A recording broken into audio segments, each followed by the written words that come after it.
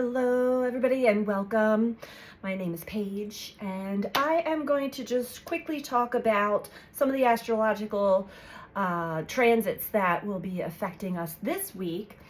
And it looks as though, today is December 9th, so I'm talking about the week of the 9th to the 14th, 15th, leading up to the full moon that we have in Gemini coming up. We had quite a powerful week last week. A lot of big movements in the sky, a lot of things coming undone, a lot of very highly volatile energies erupting, a lot of unexpected things arising for us all. It looks as though, for the most part, we're going to have a more, let's say, less active week, although the interactions that we will be having are meant to really take us within. There's a lot of change agent energy that we're working with right now, specifically with Venus. Venus has now moved into Aquarius and is now working with Pluto. Venus and Pluto are in a conjunction. So they are close together, or their energies are combining, and this really is a powerful force for us all. It is focused on our relationships. It's focused on love. It also can be focused on finances and money, and really whatever it is that we place value on from our heart and soul.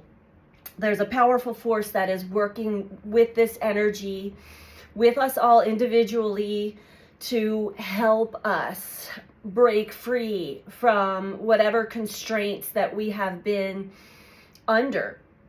Now, the interesting thing is Venus and Pluto together in Aquarius are also in an opposition to Mars. So we have the masculine and feminine energies in an opposition. Oppositions are tension. It is a challenge, but there is great reward. There's always great reward, even with a square, if we make it, if we utilize that energy and take it within and ask, see, or understand what is it that life is showing me, teaching me right now about myself and the situation.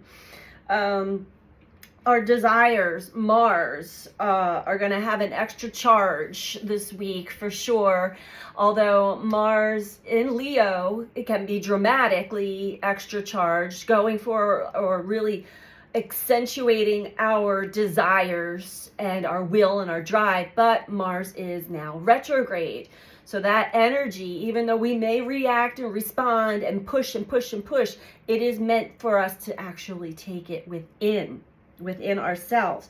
So there's going to be an extra charge of energy, intensity within our interactions with others, especially those that we are in close relationship with, as well as money, intensity regarding finances, intensity regarding relationships, intensity regarding desires. So however this works for you, know that this energy is a change agent. It really is something that we have all been experiencing in the past. We're meant to see ourselves, our shadow, our blind spots, how we've been operating, our patterns, our habits, our codependency, our relationship style, our beliefs. What limiting self-beliefs and limiting beliefs do you still hold to be true in your field, in your mind, about the person, the situation, your finances, all of that? So know that that's really truly what this energy is working with us for. It's not to cause more struggles, although Venus conjunct Pluto can bring up what we struggle with when it comes to relationships and money. The sun is still in an opposition to Jupiter as well. And this is, again, those potential gifts, potential triumph over that which has caused us restriction. Saturn, we've got the sun and Mercury still in a square to Saturn. It's loosening up, but our resistance to new ways of thinking, our resistance to change. There's potential triumphs and rewards if we are actually learning the lesson, if we are actually going within and seeing, what is this showing me? What is this showing me about myself? What is this showing me about my beliefs? How can I make the changes within so that I can experience life, relationships, finances in a new, authentic, organic way that's actually works for me in my favor? So I'm going to pull a couple cards for this week, and I'm sure I'll be back for updates, as it is only Monday, and typically I like to kind of experience this energy myself to get more information. Let's pull some cards here for the collective. I hope that you're all doing well.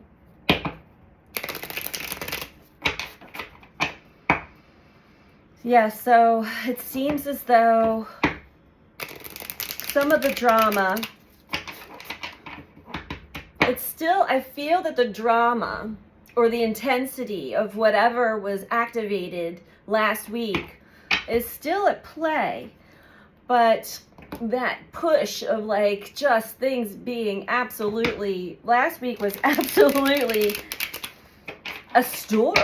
It was just one thing after the other, after the other, after the other. And if you're not conscious of your journey and yourself and your reactions and your patterns, and that you're meant to really see how we react and respond to all of these tests and challenges, then you can really get sucked into it. It's almost like a black hole, like a vacuum. It sucks you in. And as I was talking about in the last couple of videos, we're working in the area of the great attractor, which is a vacuum. It is very magnetic. The energy in the field, in the ether or the field that we actually manifest and create our reality with, is extremely magnetic right now. So it is reflecting to us how we truly are, our subconscious patterns, what we truly believe, even though we may have mantras and other beliefs going on, like I am worthy, I am enough. There's a part within each and every one of us that's like, I don't believe that. It's going to show you that. So it's a chance to actually clear out limiting beliefs, patterns of thinking, programming, conditioned mind. Okay. Let's see what comes through.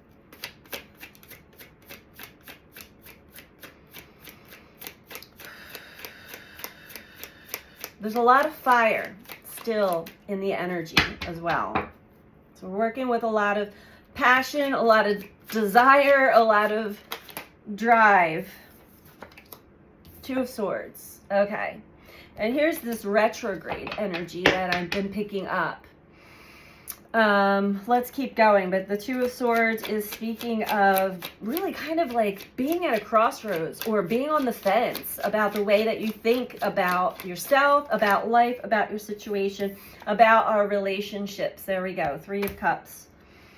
Two of Swords. Two very strong, conflicting points of view, perspectives within us that have us sort of like, I don't know, because maybe not everything has been fully revealed. We have been getting more pieces of the puzzle to access the truth, but we're meant to really be utilizing how we feel and going within instead of constantly monitoring the outside world and what everybody else is doing and saying.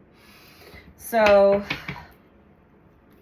and it is very interesting. It is an invitation to do a self-inquiry when the mind does come up with a story or a belief. Is that true? Is that true? Or is that a wounded aspect of ourselves that we are being asked to release and let go of the world, completion, integration, releasing of the old paradigm, the old beliefs, the old story, integrating the new awareness of self, awareness of what are you creating for yourself. Overall, we have the Prince of Pentacles, which speaks of going very carefully, slowly, remain as present as possible so you don't miss out on all the important details that life is presenting right now. If you're just reacting and responding based off an old narrative, an old story within, you may find yourself playing out yet again emotionally and energetically, and again, a lot of fire, the same old song and dance. And that's fine if you do. A lot of us have to go through the same, oh, I've been here before, I've done this before. Finally, it's enough to like have us break out of an old pattern. Anything else for us? I'm just going to get one last card for this week because this is basically reiterating to me exactly what I just spoke about when it comes to the astrology. Two of Swords. I don't know what's true. I don't know what to think about this. I don't know the direction. There's a big part of me, and a lot of the times that is the soul aspect of ourselves that is pulling me in a new direction. There's another part of me that is having a hard time letting go of this old story, letting go of this old narrative, letting go of an old version of a past version of myself that has always been my protector. It has always been my navigator, but it actually doesn't seem to be serving me any longer. It doesn't seem to be doing me any favors, because we do need connections. We need to connect to each other deeply, honestly, authentically. I'll tell you, for most people, those relationships that are just on the surface, you know, what did you do today? What do you do? How are you? Blah, blah, blah, blah, blah. Never going any deeper. There's no for many. Now, some people will still be having that in their energy field. They're maybe not quite ready to go within, but for a lot of people, that is almost intolerable anymore. And for a lot of people, it has been that way for a while and have kind of gone into hermit. We've seen a lot of the hermit card come up over the last couple of months, going into hermit, spending more time to self, which is important. It's an important aspect of life to take time to yourself. Who am I? What am I doing here? What do I want? How do I feel? Getting to know yourself, purging, releasing the old. But eventually, we find ourselves at a space where because it is innate within all of us, the desire to connect to others deeply, truthfully, honestly. And that's what Venus and Mars are going to teach us. Thank you. Did we get any others? No. Ooh, very interesting card to come out. We have telepathy. I feel that I'm speaking to a lot of people that are on the mystic path, but also a lot of people who are really coming into their own intuitive senses. I will be teaching a class at Solace Farms about the intuitive senses. It's a beginner's class, but if you're in Pennsylvania, Chester County, Pennsylvania, look that up, solacefarmsdayretreat.com. We have telepathy, which again, some people have a hard time actually believing that they're communicating to others without communicating verbally, right? But if it's in your thoughts, if it's in your energy field, if it is actually consuming you, most likely you and another who are energetically, we're all tied together in this web, energetically connected. You guys are communicating telepathically. I love the World card, how it depicts how all of the components in life, all of the components, all of the elements, all of the experiences, all of the emotion combined is really helping to, I'm seeing the caterpillar in the chrysalis where it just turns to mush and it's transforming and it takes time. It's got to get rid of old cells, just place them to the side. New cells come in to create a new form. Some of the old cells come back in to complete that form. Other old cells die off. It is such a long process. And then the butterfly still has to take the time to emerge from the cocoon. If it emerges too soon, its wings are too weak to fly. So we don't want to jump too soon into something that we're not fully prepared to. But the World card is telling me that this is a preparation phase for many of us to be ready for what is to come in the near future. Go slow. Don't skip over any of the important details that life is presenting to you at this time. So that is what I have for us all for today, for this week. I may be back. I may be doing readings every week. I'm not sure. I follow the flow and the intuitive hunches, the intuitive nudges that I receive, and you should as well. Sending you all so much love. Take care. Bye.